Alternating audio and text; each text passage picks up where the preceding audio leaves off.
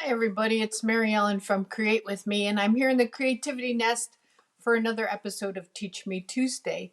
So I'm just kind of continuing on from last week's episode where we talked about watercoloring. And so I had shown like how to use the water painters and how to use it with ink and talked about the different papers that we have. So today I thought that I would show a product that is kind of a sleeper that we don't use very often, and actually a couple products. And so I really want to show you why I like them or love them and when I use them in my stamping. So let's go ahead and go down to my desk and I will share that. Whoops. Hold on. Always some technical difficulties. There we go. It's been a while. I act like I don't know what I'm doing. Okay, so let's talk about watercolor pencils, and we'll talk about blender pens, but we'll also talk about water painters with using the watercolor pencil. So we have two sets of watercolor pencils. There's pencil set number one, which is 13 pencils just like this. I keep mine in a, they come in a box, but I keep mine in a stamp case, and I've got this printed off with what the colors are. And then I always keep a couple blender pens in there.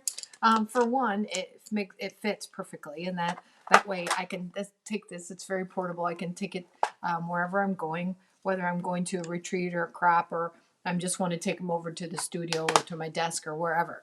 Then there's a pencil set number two, and I just keep these in my little pencil holder right here. And then I usually keep a blender pen and a water painter in there with that. So I'm going to set that aside. They're different colors. These are some of the newer colors, and these are standard colors, and then these are some of the newer colors in pencil set number two. So we'll just go over that. So what I did here is I stamped these two cute little guys. I stamped one with StazOn ink, and I stamped one with Memento ink. So these are things that you have to think about. So this is just plain basic white paper, and I stamped them with the two different inks. And I'm going to show you. I'm getting ready to sneeze. I'm going to sneeze on camera probably. This will be my first. So, but I want to show you the difference and if it even makes a difference. So let's take a look and see. Then I stamped this cute little guy, and I actually put him in StazOn.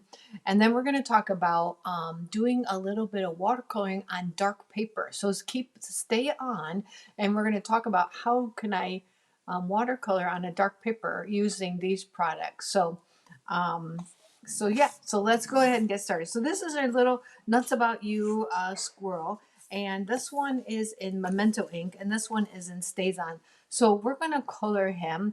So I'm going to bring out some of the browns, and this one is Early Espresso, and we've got Cajun Craze, and we've got Crushed Curry. So what makes these pencils different? So these pencils are made to be used with water to create a paint, where a regular colored pencil is very waxy. It's made with a wax base. This is made with something that's going to dissolve with water and make a paint. The trick to these, or one of the techniques you can use, is really about pressure. So you're going to want to definitely have a pencil sharpener handy, because you're going to want to have, sometimes you're going to want the tips to be, here's mine, they've been well loved. We're going to use them a lot, but sometimes you want the tips to be nice and sharp so that you, gosh, now it's not going to sharpen. Ha! Come on, you little pencil, you. I just sharpened pencil. Oh, maybe I need to use this one. There, that's a better. That's for a littler pencil, I guess.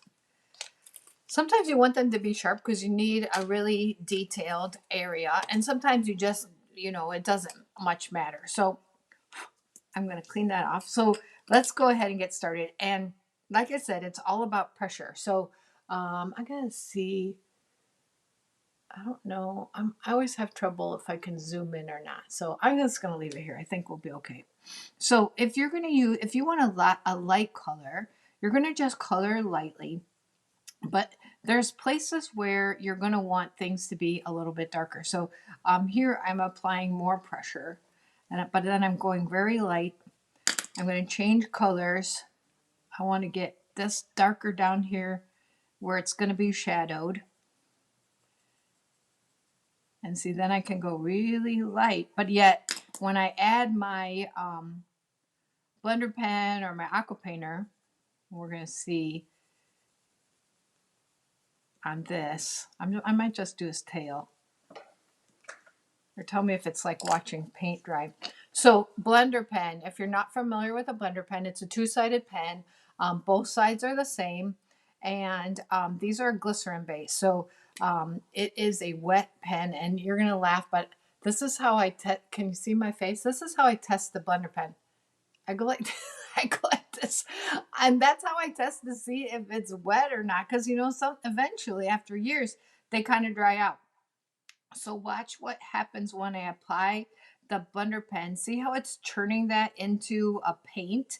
So if I want to change colors, I kind of can write it off just like I would with my water painter. I can come up here into this lighter crushed curry and then come down. I'm going to blend it off and go here. This is the Cajun Craze. But see how that's blending that all out and creating a paint? It's wonderful. And then I'm going to go to my early espresso right here. So I'm showing you with the blender pen. I'm going to show you with a painter. Now I'm doing this on StazOn, okay? So with StazOn, you're not seeing any muddying. It's not causing a problem at all. So here's this cute little tail. I've got a plethora of color. Now I'm going to do the same thing quickly. I'm going to do it quickly. I'm not going to be all fancy on you. And do it with a painter. So we're going to see this is on the Memento ink. So if it's going to bleed, then this is the one that's going to bleed on, because we use Memento ink. Remember, with an alcohol base, we use StazOn when we're using water at all. So we're going to grab our, here's our water painter, and I've got the fine tip. And let's see how this does. I'm going to go right over the line, see if I get any muddying. It's actually not too bad. So this way you know I'm just going willy-nilly here. But I want you to see what the difference is, if any, so that you have options. Now, if you ask me, my opinion, the difference is, and remember, I didn't color them exactly the same. This one's wet. This one stays wet a little bit longer. And then this one kind of is dry immediately. So I can go back if I want to add more color. Whoops, I broke the tip on that one. I was pressing so hard. But if I want to add darkness, and I can go back with this, and it's dry already, so I don't have to worry about that. And sometimes the glycerin will kind of stay on there, and you can kind of go right into it and it'll all be nice and smooth. So I'm going to show you with this little guy, move out my browns, and I love the bluebird. So if you guys know me at all, I love bluebird. So I'm going to bring in some of my blues. I'm going to grab these blues. I'm going to grab these oranges, and yeah, that's good. So on him, the nice thing about using the watercolor pencil is I can start up here with my, this is a Calypso Coral. So it's what Calypso Coral is, a nice coral. It's a nice kind of a pinky orange. And I'm going to add some, I'm going to start up here a light on my Eastern Bluebird. And then I'm going to go down into an orange. Okay, and I'm going light here. But I can go, the nice thing about Stampin' Up! Stamps is I'm going to follow what the artist did. So you see all these hash marks here? That's what I'm following. So that's the part. I don't have to be an artist. I don't have to know exactly where's my dark, where's my light, because the stamps are already made like that. I'm going to look at your comments in a minute just to see, so don't think I'm ignoring you. And I'm going to come in with my Cajun Craze right down here, and this is where I want it to be dark, right along where the wing is overlapping, and there's that dark line. I'm going to come in, pull in dark, right like that. Excuse me. And then I want a little more orange here, a little darker.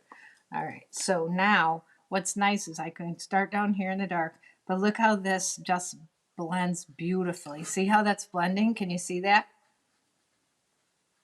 Nice. I'm going to write it off because I want to get a lot of that orange off because I don't want to, I'm going to come up into this Calypso Coral. I don't want to pull all that dark color up.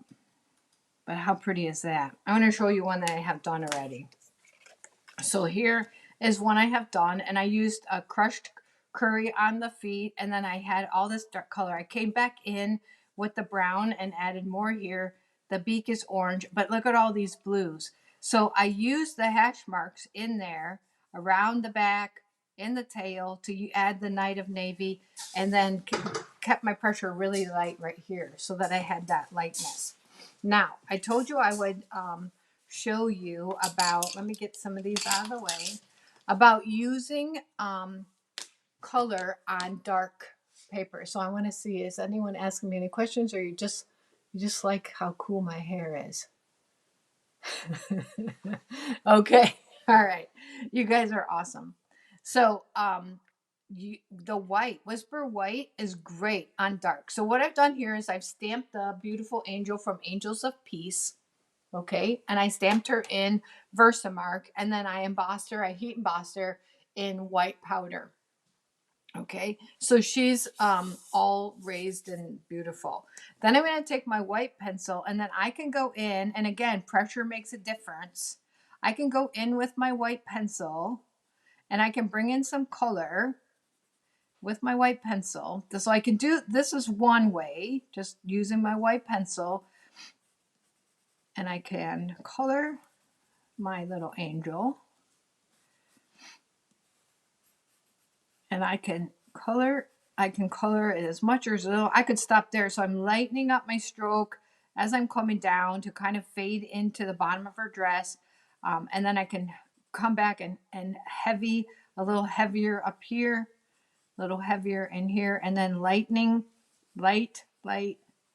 So see how it fades out? Really pretty. Okay, so I could leave it like this. It's really, look how the shading from dark, can you see that? And just coming down the light, so beautiful. All right, so we can leave it like this, or we can go ahead and bring in our blender pen, and I'm gonna make sure, I'm gonna write it off, make sure it's clear, and you're gonna see it kind of transform. So I like it the way it is now, but this is another way to add take your blender pen, this glycerin based product, and just stroke it onto that white and see what it's doing. It's kind of creating an illusion of a light blue. It's kind of like a really pretty light blue. Can you see that? I'm going to hold it up to the camera. Okay. So pretty. So I can go back and smooth this out as much as I want. But I want to show you one that I did in advance, and then we'll say goodbye. Here's one that I added color. So I put the white on. I blended it with a blender pen. Then I went back with my blue. I took my balmy blue right here, and I went over the white with the blue. Okay. So I wanted it to be more noticeable blue. And I'm using a pretty heavy pressure here. And then came back in and created more blue. And I did the same thing on her hair, and then on her wing, I just left the white pencil, just like I did on her dress originally. I just came in with a white, and then as you're coming down here, light pressure, heavier pressure up here where you want it to be darker, and then go down into light pressure. So it's really about a lot about pressure, and then really the look that you're going for. So let me lift this one up to the camera. So see how I've added the blue onto the white. I've gone over the white, and I've gone over both of them with a blender pen, and then I added the yellow to her hair, and this is just pencil. I did nothing to it, just the white pencil. So that's a way to make that angel pop on dark color. So I hope you enjoyed this teaching time on learning how to do watercolor with dark paper, and then just the technique of using the pencils and the blender pens to create so many different tones. We don't really get that if we're using ink pads or we're just using stamps. We don't really get that. But these watercolor pencils and the products like the blender pen or even the water painter helps us to get that multi-tonal effect on our stamp. So I hope you'll play around and practice with that and see what you come up with. And please let me know. So you guys have a great day. I will see you on Friday. I'm doing coffee class just virtually. We won't be in person. So watch for the announcement for that or the event on that, because we're going to be coming a little bit earlier than normal. So thank you again for joining me for Teach Me Tuesday. You guys have a fantastic day, and I appreciate you so much. Thank you.